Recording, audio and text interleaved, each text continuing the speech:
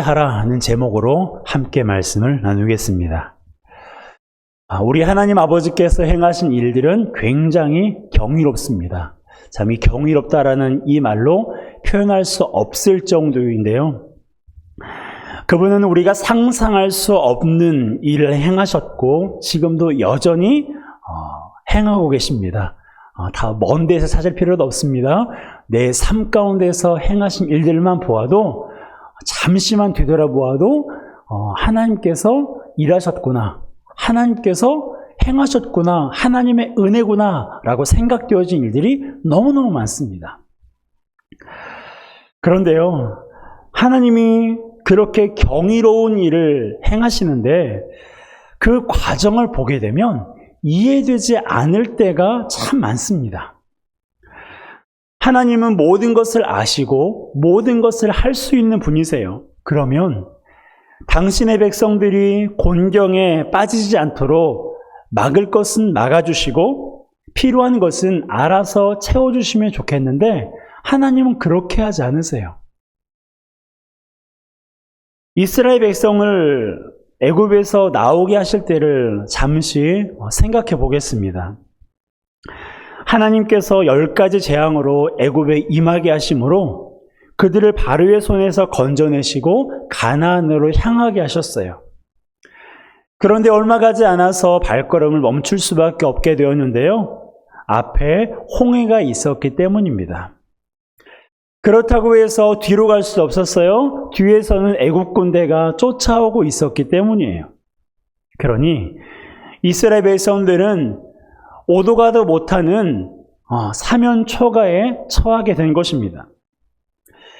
이때 이스라엘 백성들이 다음과 같은 반응을 보였어요. 자, 출애굽기 14장 11절 12절입니다. 함께 읽습니다.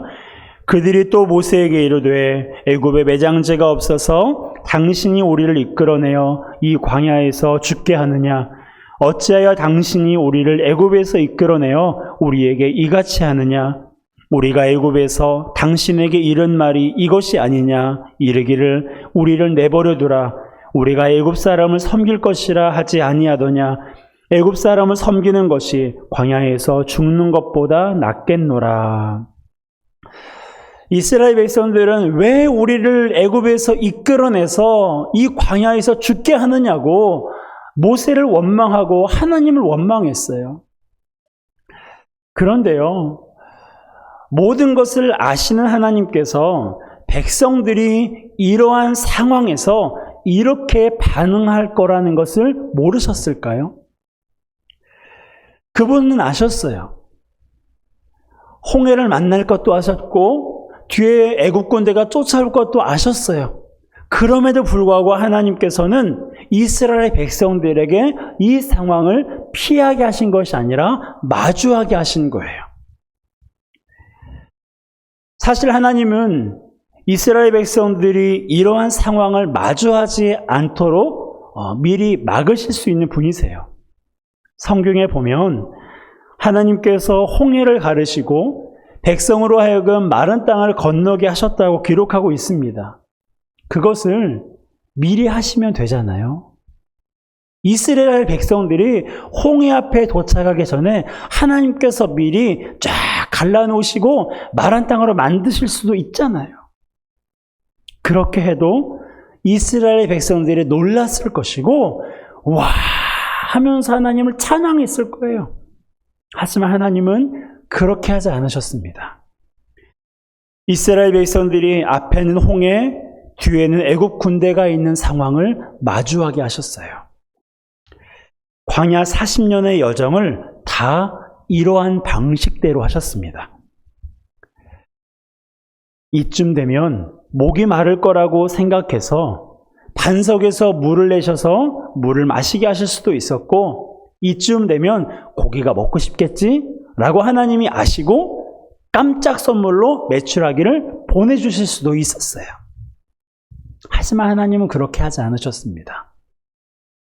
목이 말라 하나님을 원망할 때 물을 주셨고 고기가 먹고 싶은데 먹지 못해서 하나님을 원망할 때 고기를 주셨어요. 그렇다고 하나님께서 백성들이 원망할 때까지 기다리시는 것인가? 그런 건 아닙니다. 하나님은 원망하는 것을 싫어하세요. 원망하는 것은 불신이거든요.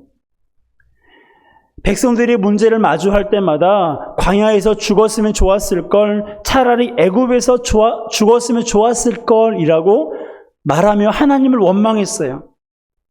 그러자 하나님께서 말씀하셨습니다.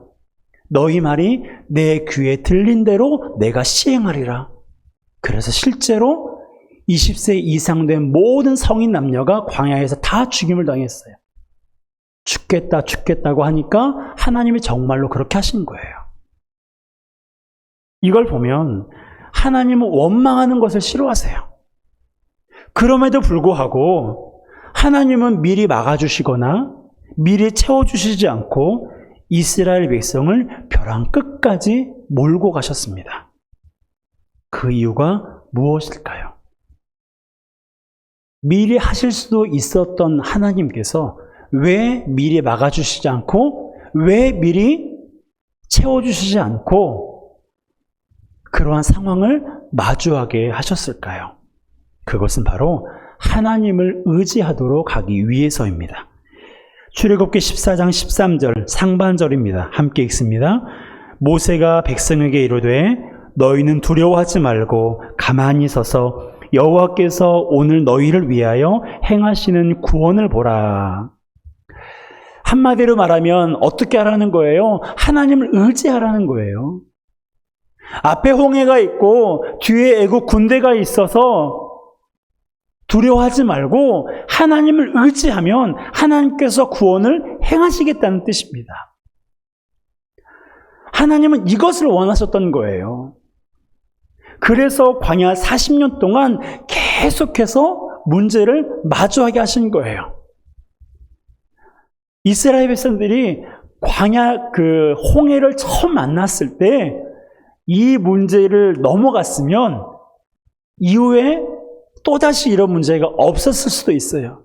그런데 하나님을 의지하라고 계속해서 하나님께서 메시지를 던지시는데 그것을 듣지 못하고 하나님을 원망하니까 하나님께서 그것을 깨달을 때까지 계속해서 그 상황을 마주하게 하신 거예요. 여러분, 우리 하나님이요, 생각보다 집요하신 분입니다. 집요하다라는 표현이 어떻게 들리실지 모르겠지만 사실 그러기도 해요. 하나님께서는 우리 각자가 하나님을 더 의지하기를 원하시고 우리가 믿음이 더 성장하고 인격이 더욱더 성숙하기를 원하세요. 그러기 위해서 하나님께서는 우리에게 때때로 고난을 마주하게 하십니다. 아까 방금 우리가 불렀던 내가 믿네라는 찬양의 첫 소절을 보게 되면 내게 허락하신 시련을 통해 하나님께서 고난 당하는 것을 허락하신 거예요. 왜냐하면 그 고난을 통해서 하나님을 의지하게 하시고 그 고난을 통해서 우리의 믿음과 인격이 성숙하고 성장하게 하도록 위해서입니다. 그러니까 고난을 만났을 때 그 고난을 피하기보다는 우리가 믿음으로 그 고난을 돌파해야 또다시 그 고난을 만나지 않아요. 그렇지 않고 이스라엘 백성들처럼 고난 앞에서 계속 원망하고 또 불평하면 하나님께서 그것을 뛰어넘을 때까지 계속해서 반복적인 고난을 허락하십니다. 그래서 광야 40년 동안 계속해서 문제를 마주하게 하신 거예요. 사도 바울도 마찬가지입니다. 바울은 회심한 이후에 그의 전 인생을 복음을 위해 살았어요. 그는 복음을 위해 낮아졌고 복음을 위해 수고했고 복음을 위해 고난을 당했습니다.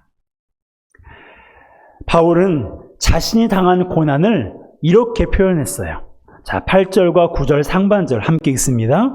형제들아, 우리가 아시아에서 당한 환난을 너희가 모르기를 원하지 아니하노니 힘에 겹도록 심한 고난을 당하여 살 소망까지 끊어지고 우리는 우리 자신이 사형 선고를 받은 줄 알았으니. 사도 바울은 자신이 당한 고난을 다음과 같이 표현하고 있습니다. 힘에 겹도록 심한 고난, 살 소망까지 끊어지고 사형 선고를 받은 줄 알았으니. 여러분 어떻습니까? 바울은 복음을 위해서 살아가다가 단순히 고생스러운 게 아니었어요. 그는 힘에 겹도록 심한 고난을 당했어요. 살 소망까지 끊어져서 이제 꼼짝없이 죽었구나라고 생각할 정도의 고난을 수도 없이 당했습니다. 이런 상황에서도 계속해서 복음을 전했던 바울이 정말 대단한 것 같아요. 하지만 하나님이 행하신 과정을 보게 되면 선뜻 이해가 되진 않습니다. 바울이 복음을 위해 살기로 결단하고 그렇게 살았는데, 그러면 하나님께서 바울이 고난 당하기 전에 그것을 막아주시면 얼마나 좋았을까라고 생각해 봐요. 복음을 전하는 데 있어서 꼭 이렇게 고난을 받아야 되나? 믿음으로 살아가는 데 있어서 사형 선고를 받은 것 같은 상황까지 꼭 가야 되는 것인가? 라는 생각이 들었어요. 하나님은 복음을 전하고 있는 바울이 돌에 맞지 않도록 막아줄 수도 있었고, 배가 파손되지 않도록 폭풍우를 잠잠케 하실 수도 있는 분이세요. 하지만 하나님은 마치 바울이 돌에 맞을 때까지 기다리시는 것처럼 보였어요. 배가 파손될 때까지 기다리시는 것처럼 침묵하시는 것 같았습니다. 우리의 상황도 마찬가지예요. 우리가 살아가면서 얼마나 많은 어려움을 당합니까? 재정적인 어려움, 관계적인 어려움, 그리고 재난으로 어려움을 당하고 있어요. 주일날 다른 사람들은 다 놀러가도 나는 꼬박꼬박 예배를 드리는데 그래도 어려움을 당해요. 내가 쓸 돈도 없고 자식에게 쓸 돈도 부족하지만 그래도 하나님의 것을 하나님께 드리는데도 재정적인 어려움을 당하고 있어요. 나는 양보하고 희생하고 때로는 권리까지 포기하면서 누군가를 도와주고 섬기는데도 관계가 어긋나고 깨어질 때가 있어요. 이런 일을 겪다 보면 애매한 자신만 책망하게 됩니다. 내가 뭘 잘못해서 그런가? 내가 하나님께 나도 알지 못하는 죄를 지어서 그런가? 라는 자책과 죄책감에 시달려요. 물론 그럴 때도 있어요. 하지만 그렇지 않을 때가 더 많습니다. 그러니 그런 일을 당한다 해도 너무 자책하거나 죄책감에 빠지지 마세요. 너무 여러분 자신을 나무라지 마세요. 우리가 믿음이 없어서가 아니에요. 우리가 무슨 큰 잘못을 해서 그런 어려움을 당하고 그런 고난을 당하는 게 아니에요. 여러분, 바울이 큰 잘못을 해서 그렇게 살 소망까지 끊어졌습니까? 바울이 믿음이 없어서 사형 선고를 받은 것 같은 상황까지 이르렀습니까? 아니잖아요. 믿음으로 살아가고 있는 우리가 이 세상에서 고난을 당하는 이유는 한 가지예요. 하나님을 의지하기 위해서. 하나님을 의지하도록 하기 위해서 하나님께서 고난을 허락하시는 거예요. 9절 하반절입니다. 함께 읽습니다. 이는 우리로 자기를 의지하지 말고 오직 죽은 자를 다시 살리시는 하나님만 의지하게 하심이라. 그렇습니다. 하나님은 우리가 하나님만 의지하기를 원하세요.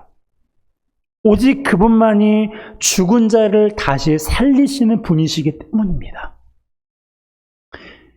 인간은 죽은 자를 다시 살릴 수가 없어요. 아무리 많은 돈도 최첨단 과학도 죽은 사람을 다시 살릴 수가 없어요. 죽은 자를 다시 살릴 수 있는 그런 존재는 이 세상에 없습니다. 오직 하나님만, 오직 우리 하나님 아버지만 죽은 자를 다시 살리실 수 있는 분이세요. 그러기에 우리는 자기를 의지하면 안 돼요. 하나님만 의지해야 돼요. 바울이 심한 고난을 당하고 살 소망까지 끊어지면서 깨달은 것이 바로 이거예요. 하나님만 의지하게 하시려고 이렇게 고난을 당하게 하시는구나. 하나님만 의지하게 하시려고 이렇게 고난을 허락하셨구나. 그래서 바울은 고난을 당하면 당할수록, 소망이 끊어지면 끊어질수록 하나님을 더 의지하게 된 거예요. 여러분, 사람은 절망하지 않으면 자기를 포기하지 않습니다. 고난을 당해도 자신이 무언가를 할 수 있는 것처럼 생각해요. 하지만 절망적인 상황을 마주하면 그제서야 자신을 포기하게 돼요. 내가 할 수 있는 게 아무것도 없구나. 그래서 우리가 좋아하는 찬송이 나오게 된 거예요. 천부여 의지없어서 손들고 나옵니다. 그때 비로소 그 자리를 하나님이 채우시는 거예요. 그러면서 고백하게 되는 것입니다. 하나님, 당신밖에는 의지할 분이 없습니다. 당신밖에는 의지할 분이 없습니다. 라고 고백하는 거예요. 그렇다면 하나님께서 우리로 하여금 당신만 의지하게 하시는 이유가 무엇일까요? 하나님을 의지하는 것이 도대체 얼마나 중요하길래 왜 우리로 하여금 그렇게 고난을 당하게 하고 왜 우리로 하여금 그렇게 어려움을 겪게 하는 것일까요? 여러분, 하나님을 의지해야 소망을 잃지 않기 때문이에요. 하나님을 의지해야 우리에게 주어진 일을 충성되이 감당할 수 있기 때문에 그렇습니다. 여러분, 사도 바울은 심한 고난을 당했어요. 살 소망까지 끊어졌고 사형 선고를 받은 것 같은 삶을 살았어요. 그런데도 그는 고린도 교회 성도들에게 이 편지를 쓰고 있습니다.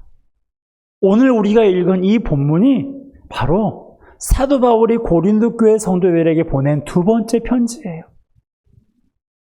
뿐만 아니라 그의 생명이 다하는 날까지 사도 바울은 복음을 전했습니다. 전생에 따르면 그는 참수를 당했는데 그 직전까지도 예수, 예수, 예수라고 그의 첫사랑이었던 예수님을 고백하며 하늘나라에 갔다고 전해지고 있습니다.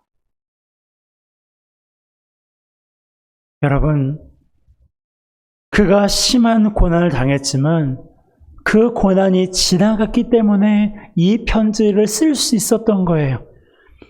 그가 살 소망까지 끊어졌지만 다시 소망이 생겼기 때문에, 사형 선고를 받은 것 같았지만 다시 살아났기 때문에 고린도 교회 성도들에게 이 편지를 꾹꾹 눌러서 쓸 수가 있었던 거예요. 그렇게 될 수 있었던 이유가 무엇입니까? 그가 하나님만 의지했기 때문이에요. 그렇습니다. 하나님만 의지하면 극심한 고난도 지나가는, 끊어진 소망도 다시 이어지고 끊어진 생명도 다시 살아나는 것입니다. 하나님을 의지할 때만이 그런 역사가 일어나는 거예요. 이것이 하나님만 의지할 때 누리는 은혜입니다.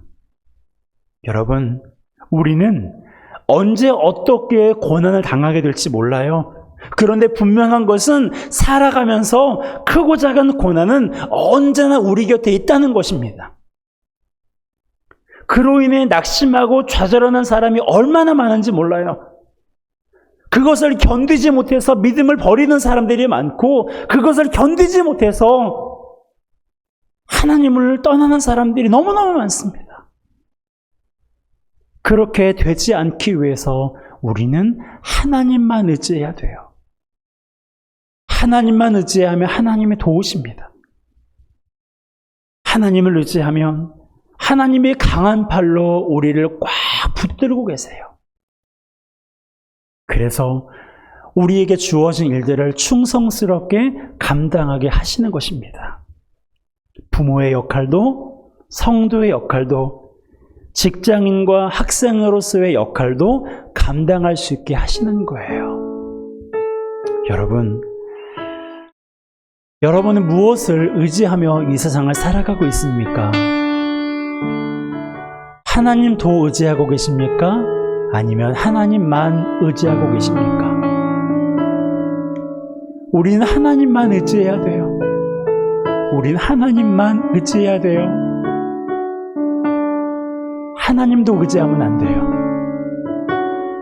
사람도 의지하고, 세상도 의지하고, 내가 가지고 있는 것도 의지하면서 동시에 하나님도 의지하는 것이 아니라 하나님만 의지해야 돼요.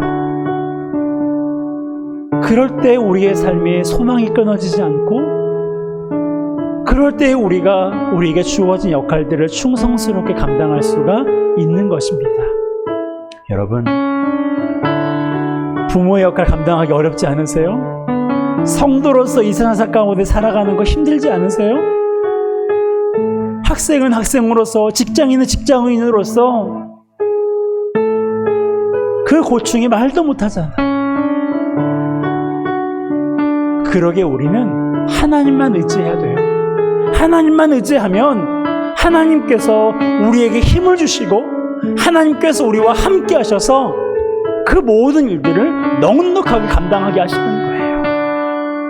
여러분, 세상을 살아가면서 정말 사도 바울의 고백처럼 살 소망까지 끊어지는 것 같은 상황이 얼마나 많습니까? 사형 선고를 당한 것 같은 그런 상황에 놓일 때가 얼마나 많아요. 차라리 죽고 싶을 때가 얼마나 많습니까? 그런 상황 가운데 우리가 포기하지 않고, 낭망하지 않고, 좌절하지 않고, 끝까지 우리의 삶을 다하고 끝까지 우리의 사명을 다할 수 있기 위해서는 하나님만 의지하는 것밖에는 답이 없어요. 우리 자신을 하나님 앞에 돌아보았으면 좋겠습니다. 나는 과연 하나님만 의지하고 있는가? 아니면 세상을 의지하면서 동시에 하나님도 의지하고 있는가? 우리 자신을 돌아보며 다시 한번 하나님 앞에 결단합시다. 하나님, 제가 하나님만 의지하겠습니다. 제가 하나님만 사랑하겠습니다. 제가 하나님만 예배하겠습니다. 그렇게 믿음으로 고백하며 그렇게 살아가는 성도에게 우리 성령 하나님께서 우리를 도우실 줄로 믿습니다. 이 시간 우리가 함께 찬양하기로 합니다.